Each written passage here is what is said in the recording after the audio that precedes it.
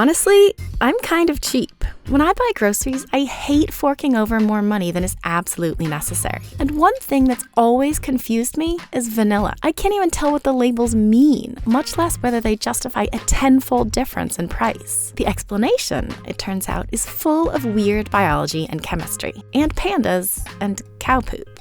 This is MinuteFood. The vanilla story starts with vanilla beans, which are actually the fruit of a few related species of orchid. But to create fruit, a plant needs to get pollinated. And for a bunch of weird biological reasons, pollination in vanilla orchids is super inefficient. In the wild, only about 1% of their flowers ever get pollinated and can therefore create fruit. Vanilla is the panda of the plant world. It's so bad at reproducing that you kind of wonder how it exists at all. It wasn't until a 12-year-old slave named 𝗵𝗶𝘁𝘁𝘆 realized he could hand-pollinate these flowers, that vanilla could be cultivated at larger scales. But still, hand-pollinating vanilla orchids is a giant pain in the bean. Actually, so are harvesting and curing the fruit. All that work is why you pay so much for vanilla beans, and for products made directly from the beans, like the product labeled in the US as vanilla extract, which is made by soaking cured vanilla beans in alcohol in particular proportions to, well, extract the flavor. Luckily for us value-conscious shoppers, the main molecule responsible for that flavor, vanillin, is actually a pretty basic compound. Scientists can pretty easily produce it from any of a number of other substances: rice, cloves, wood pulp, petrochemicals, even cow poop. They do some fancy chemistry to break down and rearrange the molecules, isolate and purify the results, and voila, vanillin, for a lot less money than what comes from those panda-like plants. And we're not talking about something resembling vanillin.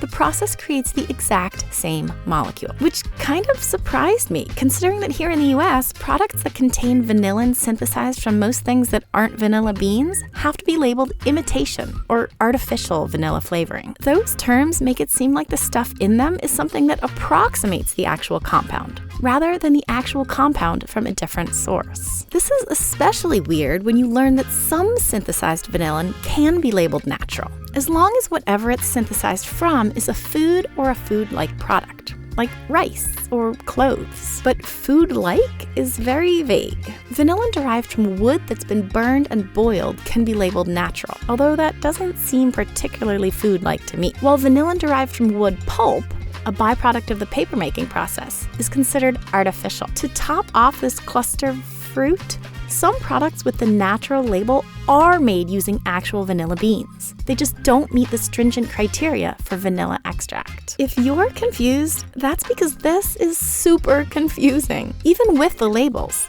or really because of the labels, it can be really hard to tell where your vanilla has come from, which is kind of fine, for me at least, since there's no chemical difference between the vanillin that comes from any of these sources. But there is an important difference between vanilla products made with vanilla beans and those made with synthesized vanillin. See, vanillin isn't the only aromatic compound in vanilla beans. Hundreds of others also contribute to the flavor in smaller amounts. Those secondary compounds also exist in products that are derived from the beans themselves, like those labeled pure vanilla extract, and some of those labeled natural vanilla flavoring. But they aren't in what's labeled imitation or artificial. That is one way in which these products are merely an approximation of true vanilla flavor. The thing is, most of these other flavor compounds are so volatile that when they're exposed to high heat, like the temp you'd use to bake cookies, they break down and disappear. So if you're buying vanilla to bake with, save some dough and go with so-called imitation flavoring.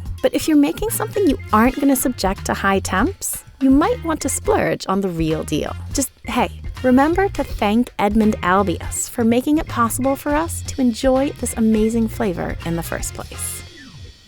So, bottom line, even though I'm a total penny pincher, I'm all for spending money when something can make a big difference, like a little high-quality vanilla for my ice cream, or a fun, hands-on way to learn new stuff, like Brilliant. If you don't know about Brilliant, they have dozens of courses on all sorts of science, math, and tech topics, which help you learn interactively at your own pace in a low-pressure environment. For me, using Brilliant is actually a lot like cooking. You can experiment, see what works, then take that new knowledge and do whatever you want with it. One course I love is the new Molecules course by our sister channel, Minute Earth. To try it and everything else Brilliant offers for free, visit brilliant.org/MinuteFood or click on the link in the description. And the first 200 of you will get 20% off Brilliant's annual premium subscription. Plus, you'll be supporting MinuteFood. Trust me, you'll gobble it up.